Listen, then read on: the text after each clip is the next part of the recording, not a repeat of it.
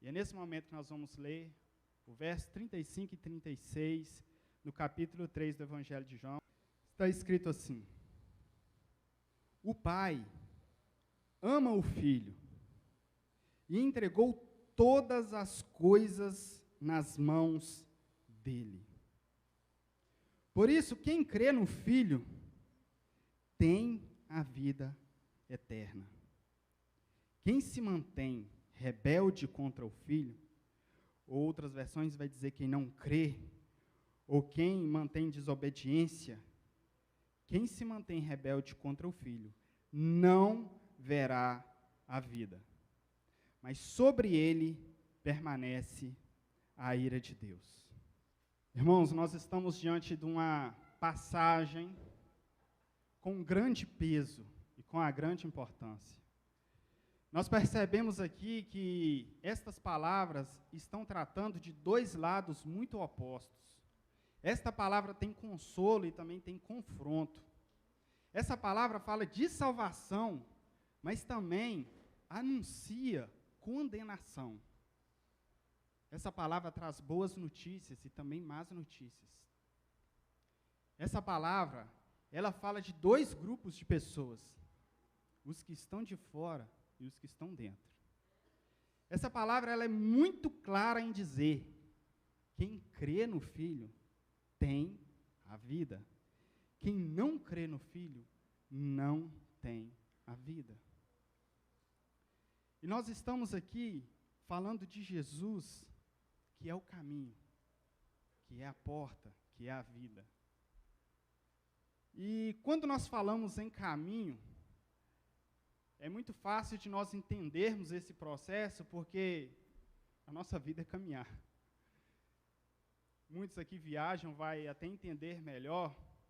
O pastor com suas trilhas também, tem lá os seus dias especiais. Mas toda caminhada, ela tem, muitas vezes, mais dificuldades e mais impedimentos do que você previa.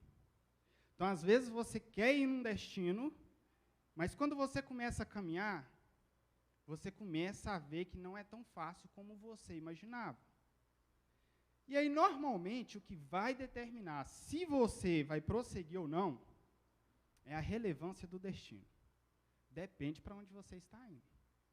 Dependendo para o lugar que você está indo, o pneu pode furar, pode cair árvore na estrada, pode acontecer o que for, mas por causa do destino, você vai se esforçar, vai se manter para chegar lá. Se o destino não valer a pena, o primeiro impedimento você já volta para trás.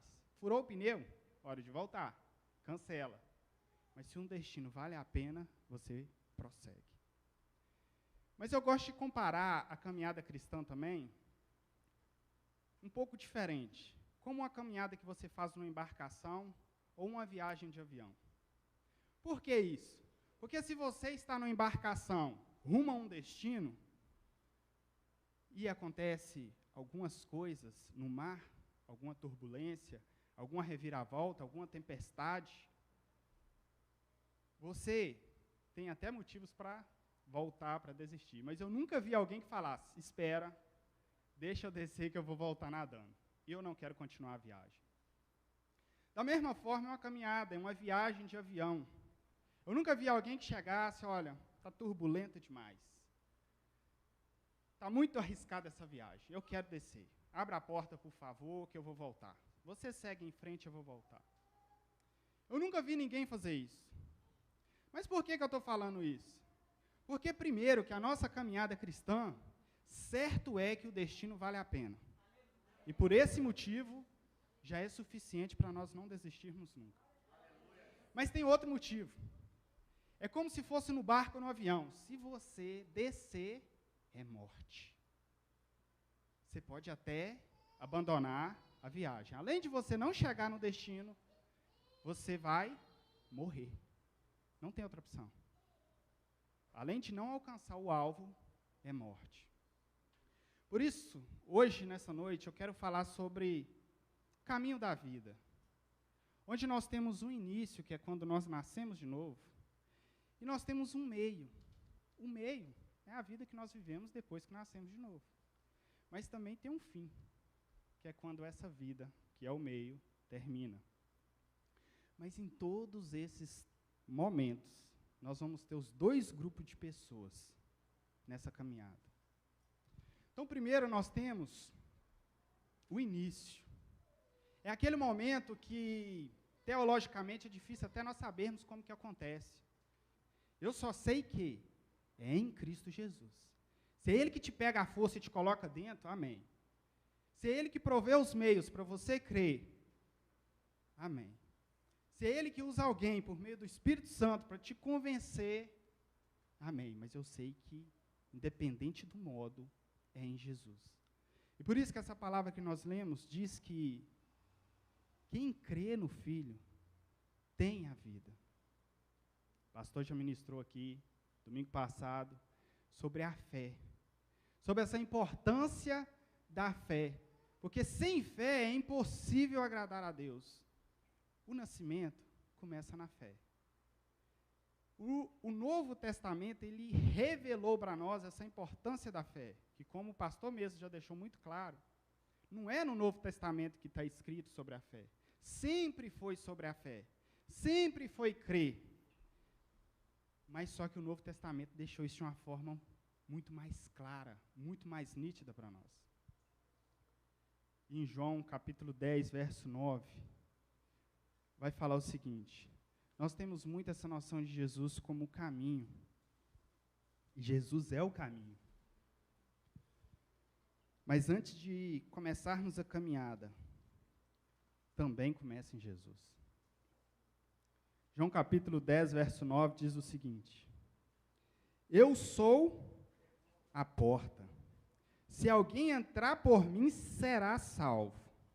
Entrará, sairá e achará pastagem.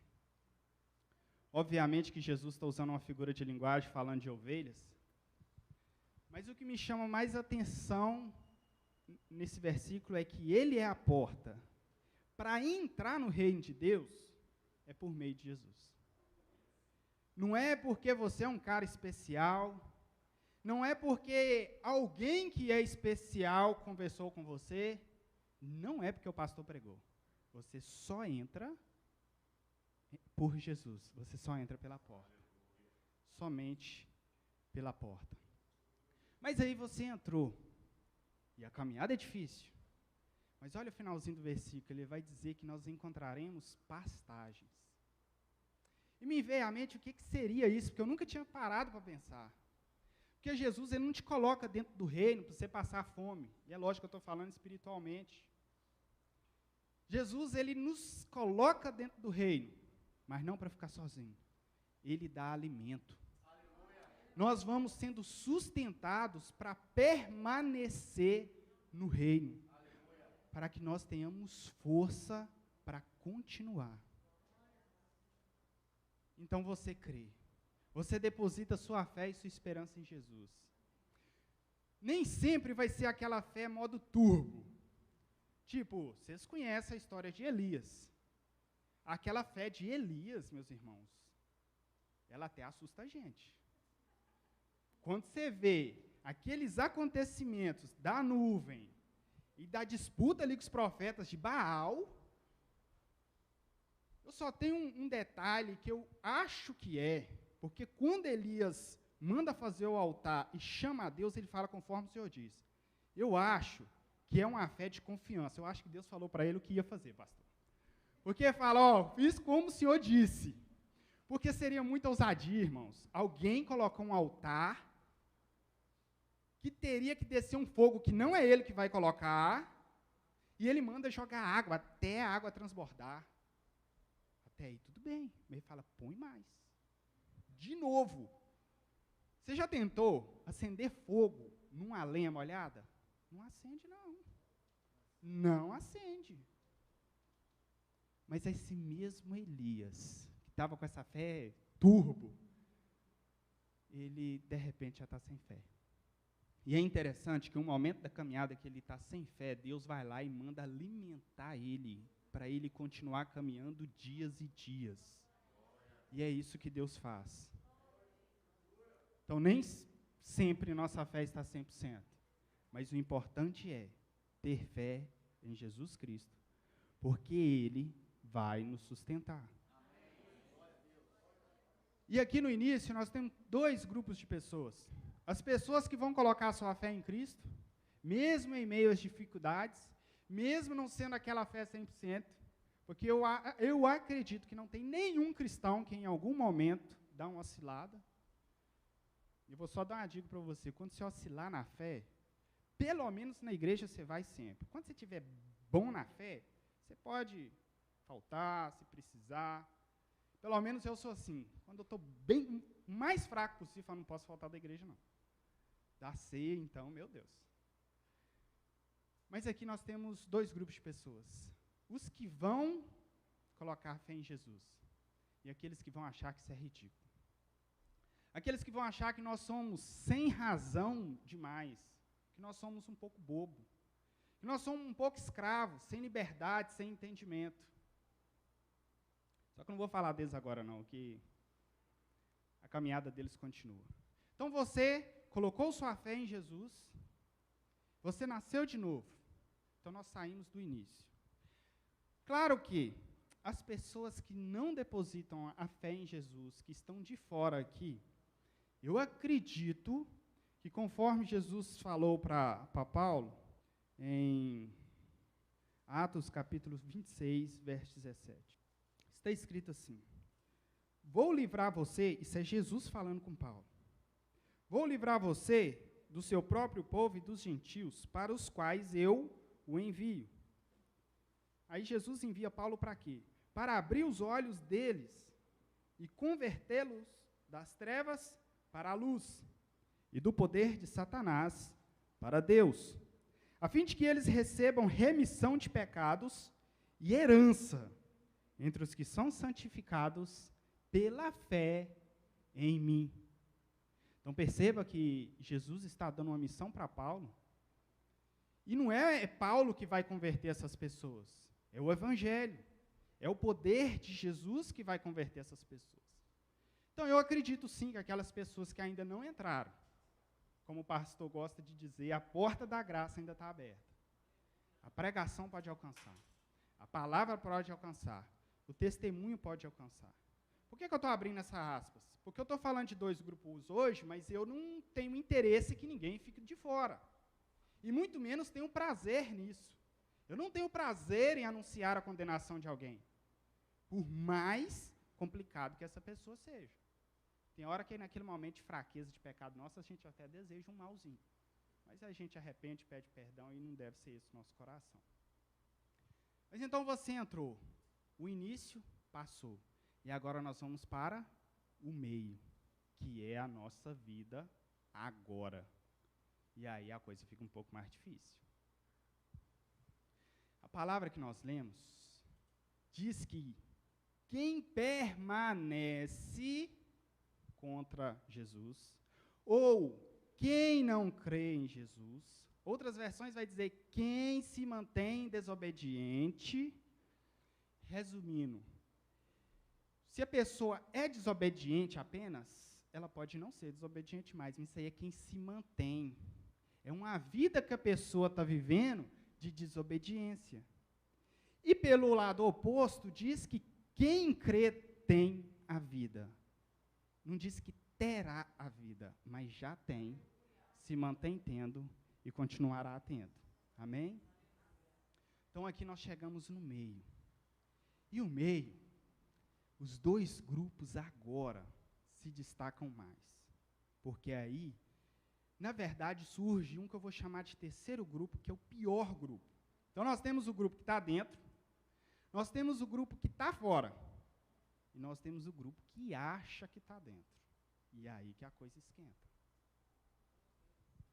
Irmãos, o grupo que está fora, eles dizem que nós fizemos a pior escolha porque nós somos como escravos e eles são livres. E sabe qual é o pior mal que nós temos nesse diálogo? É que nós queremos convencer as pessoas que isso não é verdade, mas é verdade sim. Eles têm mais liberdade que nós. Quer a gente queira, quer não queira. Eles são muito mais livres para pecar. Eles são livres para fazer do casamento deles o que quiser, ficar com quantas mulheres quiser, e as mulheres com quantos homens quiserem. Isso seguindo a linha boa ainda, né? Eles são livres para adquirir dinheiro da forma que quiser, não tem que prestar conta. Eles podem gastar os bens deles da forma que quiser. Você vai temar que uma pessoa dessa é mais livre que você? Eles são muito mais livres do que nós para estas coisas. Tanto é que em Romanos vai dizer que Deus entregou eles para a própria vontade deles, de tão livre que eles ficaram. O próprio Deus deixou. Não adianta nós filosofar, irmãos, tentar ter uma resposta bonitinha, não. Eles são mais livres mesmo. O jovem chega para o travão, pastor, posso ir na boate? Pode. Pastor, eu posso pecar? Pode. Pastor, eu posso beber? Pode. Ô pastor, o que eu não posso fazer então? Você só não pode ouvir o som da trombeta. Entenderam? Pode fazer tudo, só não pode entrar. Liberdade. O mundo tem mais liberdade que nós. Mas agora, eu quero te falar de nós, dos que estão dentro. Abra aí comigo, Filipenses, capítulo 1, verso 21. Eu não tenho boas notícias para vocês, não. Infelizmente, nossas opções não é muito as que a gente gostaria que tivesse. Filipenses, capítulo 1, verso 21. Porque para mim, o viver é Cristo e o morrer é lucro. Então, já quero te adiantar o seguinte, se você entrou pela porta, está seguindo o caminho, para chegar nesse destino, você tem duas opções, viver ou morrer. E é morrer por causa de Cristo e para Cristo, e é viver para Cristo. O verso continua. Entretanto, se eu continuar vivendo, poderei ainda fazer algum trabalho frutífero. Assim não sei o que devo escolher. Estou cercado pelos dois lados, tendo o desejo de partir e estar com Cristo. Isso aqui é o Maranata, irmãos. Isso aqui é alguém querendo que Jesus venha agora. O que é incomparavelmente melhor. Mas por causa de vocês, é mais necessário que eu continue a viver. Que nós temos um homem querendo morrer para morar com Cristo, mas querendo viver para continuar fazendo a obra de Cristo, para continuar fazendo a vontade de Cristo. E volta um pouquinho atrás em Romanos capítulo 14, verso 8, que nós vamos ter essas mesmas palavras de Paulo. Romanos capítulo 14, verso 7. Porque nenhum de nós vive para si mesmo, nem morre para si mesmo. Porque se vivemos, é para o Senhor que vivemos. Se morremos, é para o Senhor que morremos. Quer pois vivamos ou morramos, somos do Senhor. De modo que é Cristo quem vive em nós. Se é Cristo quem vive em nós, nós vamos fazer qual vontade? Tem que ser a vontade dele. Se é Cristo quem vive em nós, já não são mais nossas escolhas, mas é a escolha que ele fez para nós. Não são mais os nossos planos, mas é os planos que ele fez para nós. Essa aqui é a opção que nós temos. Viver segundo o Evangelho, segundo o padrão de Deus. Mas eu quero falar do terceiro grupo. Vamos abrir em Filipenses. Eu não gostaria de ter que falar isso nunca, irmãos. Isso aqui é muito sério. Filipenses, capítulo 3, verso 18. Pois muitos andam entre nós. Entre quem? Entre nós. Estamos falando dos de fora? Não. Estamos falando dos de dentro? Também não. Mas está junto.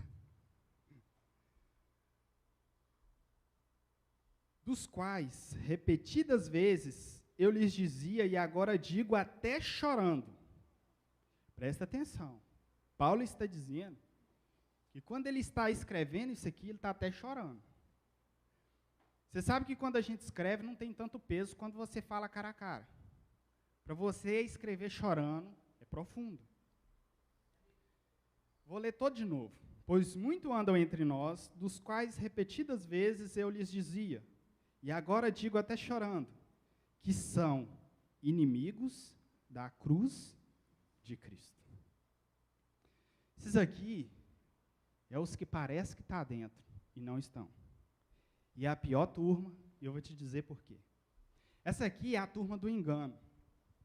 Essa daqui é a ovelha que veste como ovelha, fala como ovelha, caminha como ovelha, canta como ovelha.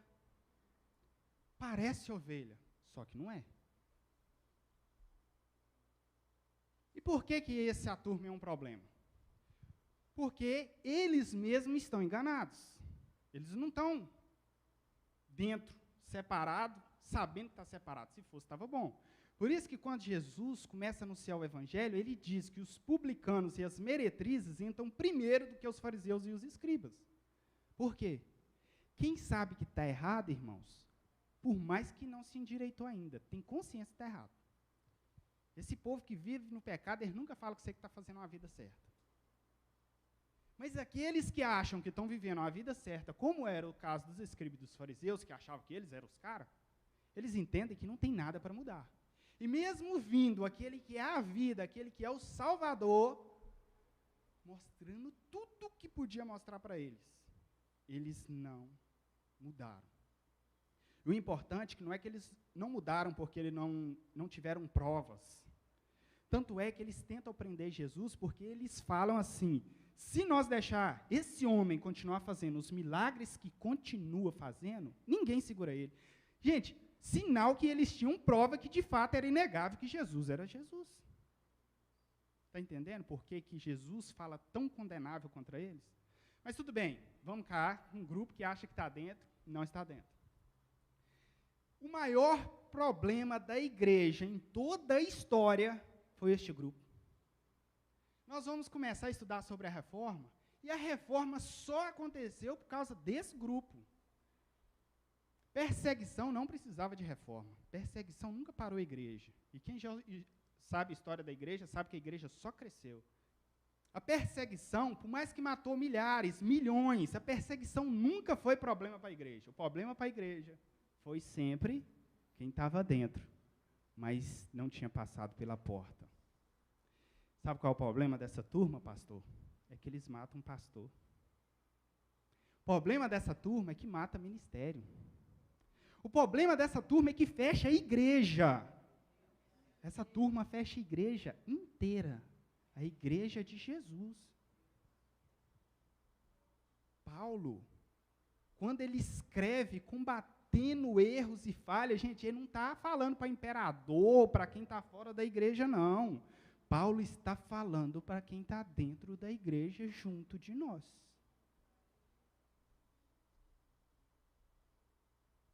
Ovelha de verdade gera ovelha. Mas a falsa ovelha mata a ovelha. Porque ovelha gera vida, mas falsa ovelha gera morte. É difícil. Agora, Jesus ele não deixou uma parábola a respeito disso à toa. Porque a nossa pergunta é, se esse povo é complicado, pastor, vão arrancar eles? Vão eliminar? Só deve ter noção aí mais ou menos o que é e a gente passa a foice.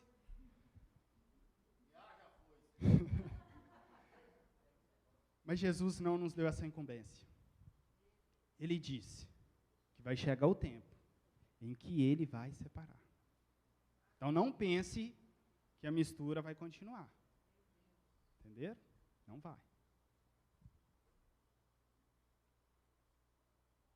E aqui, nós continuando essa caminhada, tendo esses grupos, e assim como eu falei, irmãos, do processo de entrada, naquela pregação que Jesus, aquela mensagem que Jesus entrega para Paulo, obviamente, que nós cremos e nós esperamos que essas pessoas sejam alcançadas.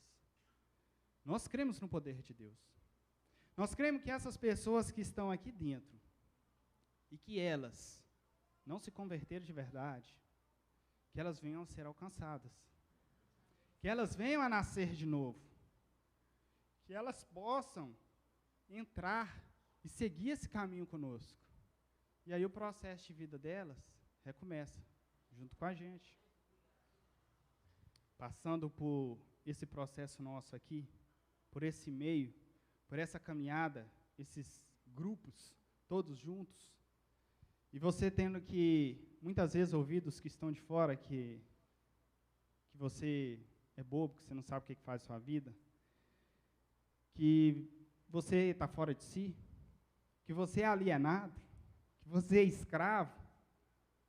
De fato, irmãos, nós somos mesmo, e louvado seja Deus por isso. Louvado seja Deus porque nossa vida não é nossa. Nosso casamento não é nosso. Eu falo isso, irmãos, sobre o casamento. Graças a Deus eu acho minha esposa linda, eu amo minha esposa, de verdade. Mas eu uso dizer que o que segura nosso casamento é Cristo. É por causa de Cristo. É por causa de Cristo. Por isso que eu acho muito difícil alguém que casa fora da igreja manter firme, saudável uma relação. Muito difícil. Eu acho quase impossível. Eu tenho que descobrir esse mistério. Eu até quase que não acredito. Porque a caminhada do casamento ela é difícil, igual a caminhada cristã. É cheia de altos e baixos. E essa caminhada cristã, nós também estamos firmes. Nós estamos seguindo um caminho e nós só não saímos dele por causa de Cristo também. Amém? Mas aí, irmãos, nós continuamos e nós chegamos no final. No final, os 3 grupos se dividem em 2. Já não tem mais 3 grupos. Porque não tem o morno mais. Não tem mais o trigo, o joio que parece o trigo. Aí já é só trigo ou joio. Aí Jesus já é bem claro na separação.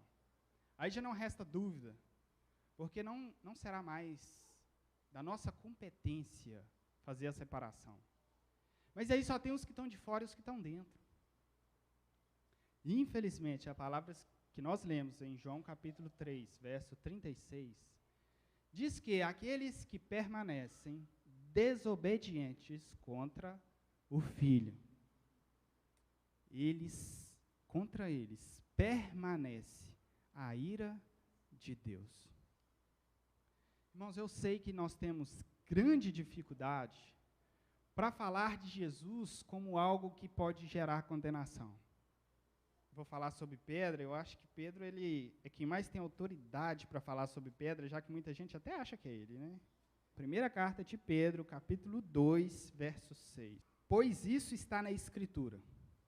Eis que ponho em Sião uma pedra angular, está falando de Jesus, eleita e preciosa.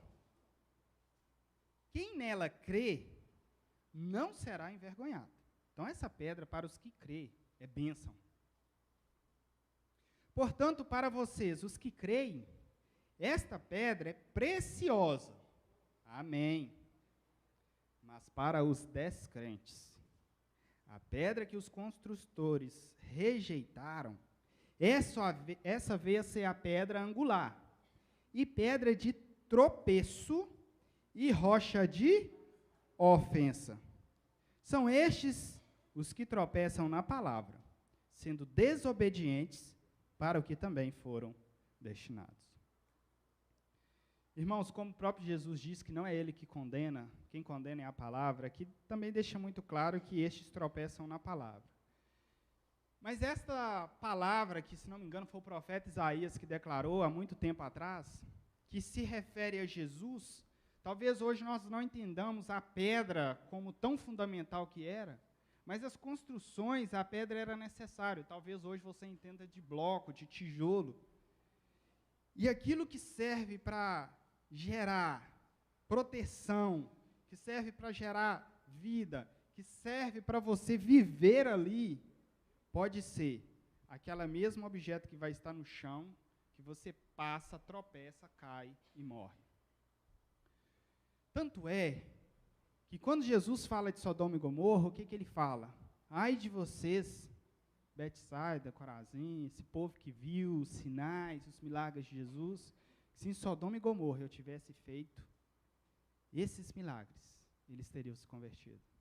De modo que quem viu o que Jesus fez e não mudou, está em situação pior de quem nem ficou sabendo quem é Jesus. Fernando, que relação de proporção é essa? Meu irmão, se eu soubesse. Existem muitos mistérios no reino de Deus que nós não sabemos, não. Ai, se nós soubéssemos quem está salvo, quem não está. Ai, se nós soubéssemos quem é ovelha e quem não é. Certinho assim, sem dúvida, pastor. Porque nem todo mundo que dá trabalho não significa que não é ovelha também. Não necessariamente, mas normalmente quem não é ovelha dá trabalho. E aí nós chegamos no final. No tempo da separação. No tempo em que, infelizmente, aqueles que achavam que tinha feito a melhor escolha, aqueles que acharam que eram os sabidões, que eram os caras, que eram os donos da ciência, aqueles que zombaram de vocês, infelizmente, eu falo isso com tristeza, vão enfrentar o juízo de Deus. Esse é o tempo em que Deus traz como resposta. Malaquias 3, 18, você pode abrir comigo. Eu acho que é um texto muito motivador para os cristãos em tempos difíceis, porque quando nós vivemos essa luta do dia a dia, essa intriga com o mundo, nós chegamos a pensar que, será que vale a pena? Será que toda luta e todo sofrimento vai valer a pena? E essa pergunta que nós fazemos, nós não somos os primeiros a fazer ela.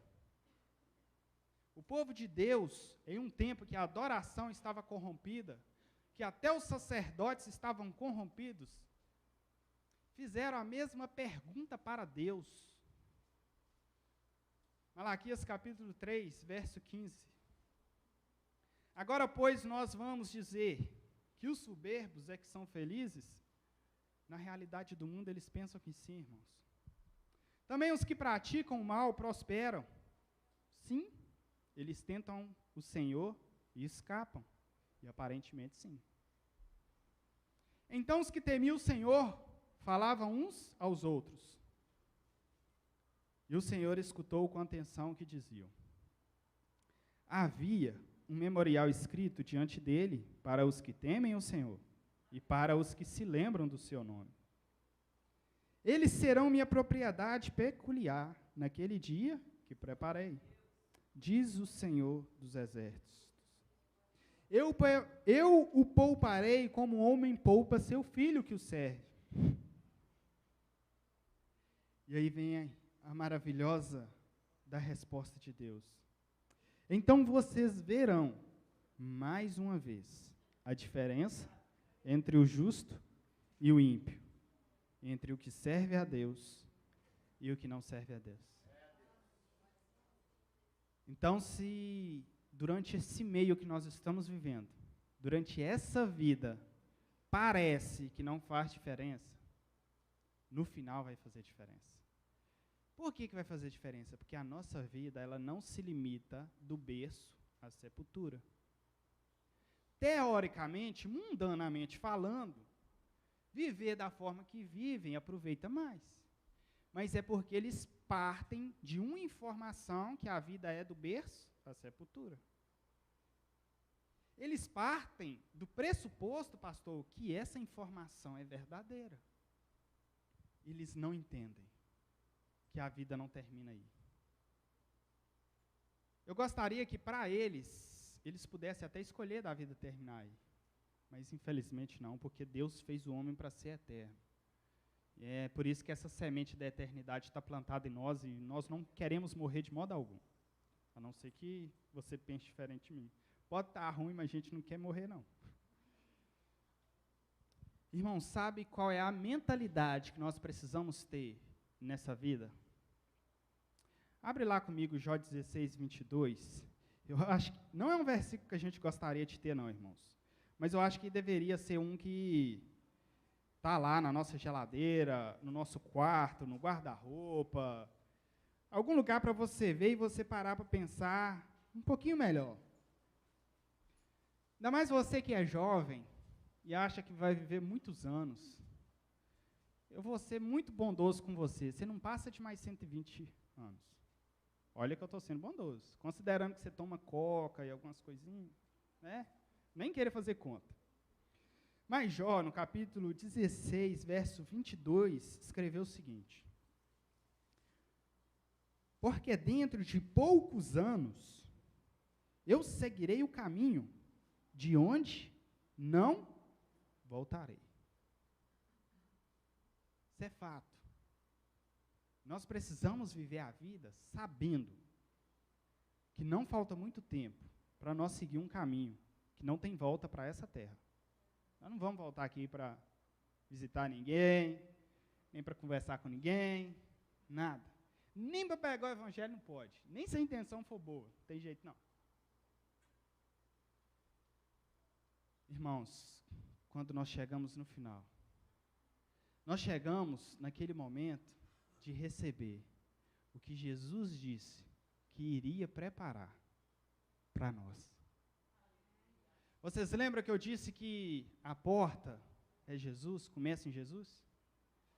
Que a manutenção da nossa vida, que é o caminho, também é Jesus? Pois é, quem vai receber nós também é Jesus. É tudo sobre Ele, é do início ao fim sobre Ele. Não tem outro jeito, por isso quem não entrou na porta pode até seguir um caminho paralelo, está próximo de nós, mas não está dentro. E aqui, irmãos, é a recompensa. É aquela herança que Pedro diz que está guardada, preservada, sem mancha. Ninguém pode tomar, ninguém pode tirar. Porque quem deu, quem concedeu, quem guarda e quem preserva é o próprio Deus. E o Espírito Santo é a nossa garantia de que vamos entrar lá. E eu falei aqui sobre 3 grupos. Obviamente que eu quero que você esteja no grupo que vai chegar no destino. Que vai entrar na promessa, que vai receber herança. Não é porque você é bom, não. Sabe aquelas pessoas que eu falei do mundo? Sabe o que eles precisam? Do sangue de Jesus. Sabe o que nós precisamos? Do sangue de Jesus. Sabe qual a diferença entre nós e eles? A diferença é que o sangue de Jesus é exatamente o que nós temos. Essa é a diferença. Mas eu falei de 3 grupos. Para você que é o grupo que acha que é sem razão entrar nessa caminhada, eu gostaria de dizer para você que, por maiores tribulações que haja, por maiores desafios que haja, é o único lugar seguro. Não tem outra saída e não tem outra escolha. É difícil mesmo. Nosso orgulho de admitir que nós precisamos de um homem para nos redimir, que nós precisamos de um Salvador, que nós não fomos suficientes para nós mesmos. Nossa, isso afeta o nosso ego demais. Meu Deus. Mas nós precisamos de Cristo. Nós precisamos do Senhor. E você precisa também. E se você é daquele grupo que acha que está de dentro, que acha que está dentro e não está, possivelmente você nem sabe. Só o Espírito Santo pode te falar uma coisa dessa. Existem coisas que eu gostaria de saber no reino que eu não sei. Eu gostaria de ter a visão raio-x, saber o que está acontecendo na sua vida, mas eu não sei. E eu quero te dizer que você precisa entrar pela porta. O Espírito Santo, uma hora ou outra, testemunha para quem é filho. A forma que ele usa para testemunhar para você, eu não sei, mas ele testemunha. Tem vezes que eu estou desanimado, falando, Deus, estou fraco demais. Meu Espírito Santo vem e dá um testemunho, de uma forma ou de outra, que alegra meu coração e fala, obrigado, Deus. Porque eu já estava sem força, eu achava que eu estava sozinho. E para você que está dentro, eu quero mais uma vez te dizer que vale a pena continuar. Eu quero mais uma vez te dizer que você não está sozinho, que aquele que é a porta pela qual você entrou, é Ele quem te sustenta. E não importa se o mundo está te criticando, não importa as acusações, não importa se vão dizer, e aí, você vai adorar a si mesmo?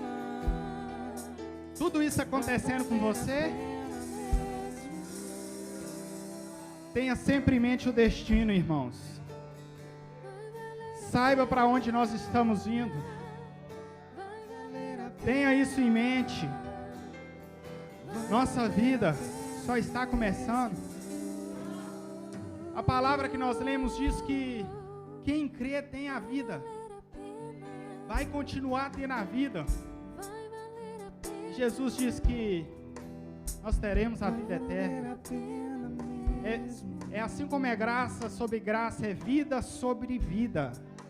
É vida sobre vida. Jesus deu a vida e agora Ele sustenta a vida. E Ele vai garantir a vida. Nós precisamos entender os propósitos de Deus. Irmãos, vai valer a pena. Vai valer a pena. Vai valer a pena para você que não entrou entrar.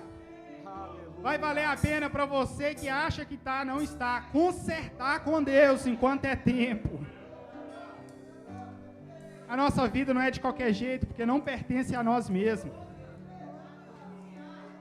A nossa vida é de Cristo. É de Cristo. É tudo dele. O seu casamento é dele. As suas finanças é dele. Se você tem prazer quando o irmão entra em pecado, quando alguma coisa errada acontece com o pastor, quando a igreja não paga as contas, cuidado. Pode ser que você não seja ovelha. Mas Deus não te dá alerta para te condenar, para te matar, mas é porque Ele quer te dar vida. É porque a pregação é para te tirar das trevas e te levar para a luz. Irmãos, continua firme. Pastor, não deixe as falsas ovelhas te matar. As falsas ovelhas não vão fechar as nossas igrejas. Não vão matar ministérios. Porque ou o Espírito vai convencer elas e transformar elas, ou elas não vão suportar a glória de Deus. Elas não vão suportar. O pastor já falou, nossa vida vai ser santidade. E onde há santidade, não há espaço para a falsa ovelha. É viver por Cristo, ou é morrer por Cristo. É as opções que você tem. Amém, irmãos? Vai valer a pena.